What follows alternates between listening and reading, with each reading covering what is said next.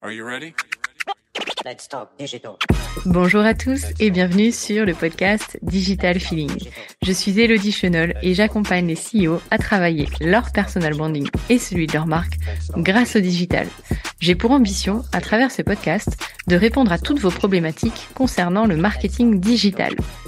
Pour cela, si vous avez une question, rien de plus simple, vous m'envoyez un message sur LinkedIn en privé et j'y réponds lors d'un épisode. Les questions peuvent tourner autour du personal branding, du B2B, de la plateforme LinkedIn, mais aussi des autres réseaux sociaux, de toutes les problématiques que vous pourriez avoir concernant votre stratégie d'entrepreneur et comment améliorer votre visibilité et surtout générer plus de ventes. Si je n'ai pas la réponse à votre question, j'irai chercher pour vous les experts du domaine pour vous produire un épisode qui répondra à cette fameuse question. Bonne écoute! Bonjour à tous et bienvenue dans ce nouvel épisode de Digital Feeling. Aujourd'hui, j'avais envie de vous partager une question qui m'a été transmise en formation et que j'avais envie de partager avec vous parce que je pense que vous êtes plusieurs à vous la poser. Lorsque je me lance en tant qu'entrepreneur et que j'ai envie d'avoir une communication professionnelle, est-ce que je dois lancer ma page LinkedIn professionnelle?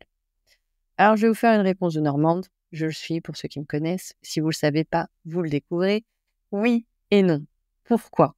Pourquoi oui? Oui, de développer une page LinkedIn professionnelle avec le nom de votre entreprise va vous permettre d'avoir tout de suite, effectivement, une image plus pro, de pouvoir vous identifier travaillant dans cette entreprise sur LinkedIn. Et lorsqu'on clique, on arrive sur une page pro, donc tout de suite, ça ajoute du crédit, de la crédibilité par rapport à votre offre. C'est sérieux, tout est carré, c'est très bien. Maintenant, le nom, ou en tout cas les questions à vous poser, c'est pourquoi j'ai besoin de cette page professionnelle? Est-ce que je vais l'alimenter? Est-ce que je vais mettre du contenu dans cette page professionnelle? Parce que si vous la créez juste pour la créer, elle n'aura pas beaucoup de valeur. Vous aurez un nouveau logo, enfin vous aurez un logo sur votre profil LinkedIn, c'est cool, mais quelle est la valeur de cette page? Et si vous vous dites, mais c'est ok, je vais partager sur mon profil perso tout ce que je fais sur la page. Pour moi, c'est une erreur. C'est une erreur parce que vous avez deux canaux bien distincts. Vous avez la personne qui va pouvoir parler de son parcours, qui va pouvoir mettre en avant son personal branding. Alors, personal branding, c'est un terme qui est un peu galvaudé. Je vous dis pas de raconter le voyage du héros à chacun de vos posts. Non, néanmoins, de mettre en avant vos qualités. C'est pas simple, c'est pas un exercice facile, mais si vous arrivez à le faire sur LinkedIn, sans raconter des histoires, mais en racontant votre histoire, eh bien là, vous allez pouvoir attraper l'attention, catcher l'attention des personnes qui vont lire vos posts et qui vont se reconnaître dans vos valeurs. Donc, travailler votre personal branding, c'est vraiment à travers votre profil personnel et à travers toute l'expérience que vous aurez envie de partager. Votre page professionnelle, elle est là pour votre entreprise. Si vous avez un nom commercial, elle est là pour vraiment parler au nom de cette entreprise. Bien évidemment, vous allez vivre les mêmes aventures si vous êtes solopreneur comme moi, mais vous allez vivre des choses que vous allez raconter différemment. À travers votre page entreprise, vous allez avoir un prisme qui va parler peut-être à d'autres entreprises. Et puis, vous allez peut-être parler plus de vos offres, parler de ce qui fait la différence dans votre méthode de formation. Alors, quand vous voulez parler de méthode de formation, par exemple, ou méthode de coaching, ou d'une méthode secrète, enfin dont vous seul avez le secret, ou en tout cas que vous avez développé, enfin il y a plein de solutions possibles, eh bien sur votre profil perso, ça peut être j'ai développé une méthode, je l'ai développée comme ci, comme ça, j'ai apprécié et ça, le parcours. Et sur votre page pro, vous aurez plutôt une tonalité qui sera nous avons telle méthode que nous avons développée auprès de tant de clients et nous avons tel et tel résultat. Et en fait, avec le même message, mais avec deux profils différents, vous pouvez toucher votre cible en lui adressant des arguments qui seront pris différemment et qui seront reçus différemment. Il faut avoir en tête aussi que sur LinkedIn, certaines personnes ne se connectent qu'une fois par mois, dont des décideurs. Tout le monde ne prend pas la parole une fois par semaine. Je crois qu'une fois par semaine, c'est le top 1% sur LinkedIn. Donc déjà, si vous arrivez à vous dire que vous faites un post une fois par semaine sur votre profil perso et qu'il faut alimenter la page professionnelle, réduisez peut-être la voilure sur la page professionnelle. Maintenant, il faut avoir en tête aussi que votre profil personnel sera beaucoup plus de personnes que votre page professionnelle. Donc, si vous voulez partager ce que fait votre page pro sur votre profil perso en vous disant « je vais toucher plus de personnes », pourquoi ce n'est pas la bonne stratégie? Parce qu'en fait, LinkedIn ne pousse pas votre contenu si vous faites ça. Et l'algorithme ne va pas pousser ce que vous faites. L'algorithme, en ce moment, il pousse les vidéos à fond. Donc, faites des vidéos, ça va cartonner.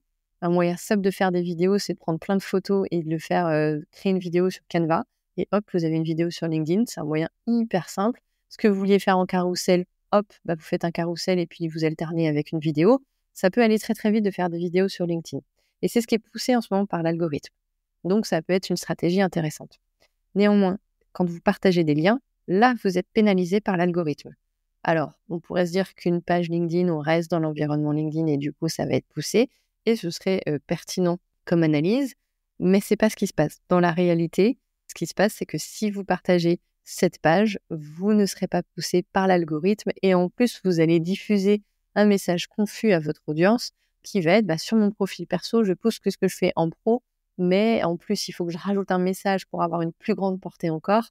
Donc voilà, c'est un peu fouillé, on va dire, comme communication. Ça ne veut pas dire qu'il ne faut pas le faire, vous pouvez le faire de temps en temps, évidemment. Ça veut juste dire que chaque canal a sa propre cible et a sa propre tonalité. Tout comme vous ne prendriez pas la parole de la même façon sur Instagram que sur LinkedIn, imaginez votre profil perso différemment de vos profils professionnels. Et donc, ayez 2 messages, 2 tonalités différentes avec 2 types de communication différentes. Maintenant, il faut prendre en compte aussi la charge de travail que ça ajoute d'avoir une page LinkedIn. Ça veut dire qu'il faut l'alimenter. Après, je vous donne la Rolls de ce qu'il faut faire. Vous en faites ce que vous voulez. Vous pouvez avoir une page et faire un post par mois. Et puis, ça peut très bien fonctionner. D'ailleurs, un post par mois sur une page entreprise, honnêtement, c'est plus qu'honorable. Si vous faites plus, c'est parce que vous avez pour ambition d'être plus visible, d'aller plus loin et donc de poster plus régulièrement. Encore une fois, pas d'obligation. Les pages professionnelles ont beaucoup moins de portée que les profils personnels. Et ça ne veut pas dire que sur votre profil personnel, vous ne pouvez pas parler de vos offres, de ce que vous faites avec votre entreprise. Il faut trouver le juste équilibre pour faire connaître ce que vous faites, faire connaître vos valeurs et donner envie aux personnes qui vous lisent d'en savoir plus, soit sur votre expertise, soit sur votre offre, soit sur ce que propose votre entreprise, mais en tout cas d'avoir envie de travailler avec vous. Et ça peut être par un marketing d'autorité en énonçant, par exemple, sur votre profil personnel, tous les clients que vous avez obtenus, tous les résultats que vous avez obtenus, tous les bénéfices qu'ont eu vos clients en travaillant avec vous. Et ça va permettre à votre cible de se projeter. On a quand même une grosse cible de décideurs. 75% des décideurs vont sur LinkedIn avant de prendre une décision d'achat.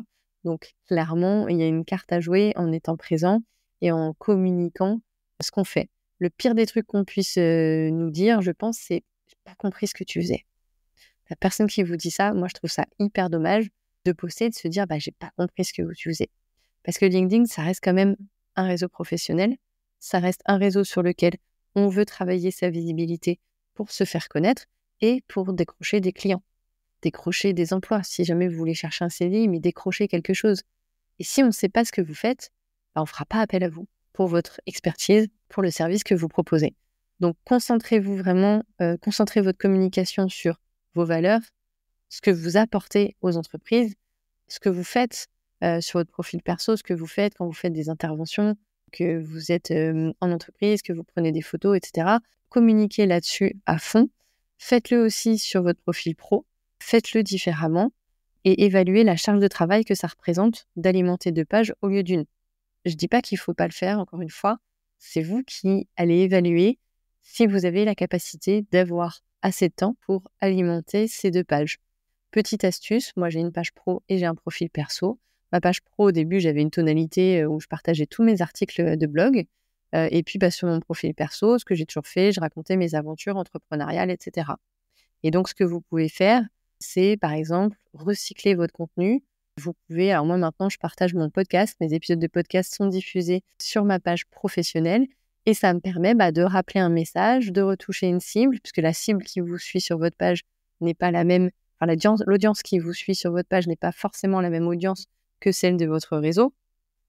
Ça permet aussi de rappeler un message, de rappeler des choses qui sont importantes et de recycler votre contenu.